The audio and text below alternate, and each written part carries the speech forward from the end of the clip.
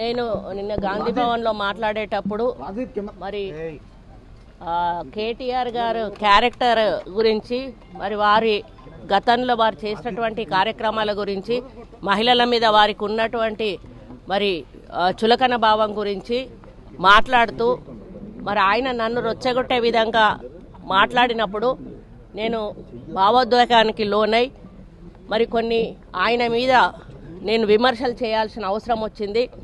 ఆ సందర్భంలో నాకు ఇంకెవరి మీద కూడా వ్యక్తిగత ద్వేషం కానీ మరి వ్యక్తిగత కోపం కానీ లేదు.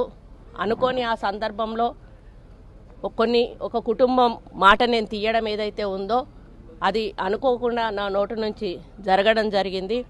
ఆ తర్వాత వారి ట్వీట్ చూసిన తర్వాత నేను కూడా చాలా బాధపడ్డాను.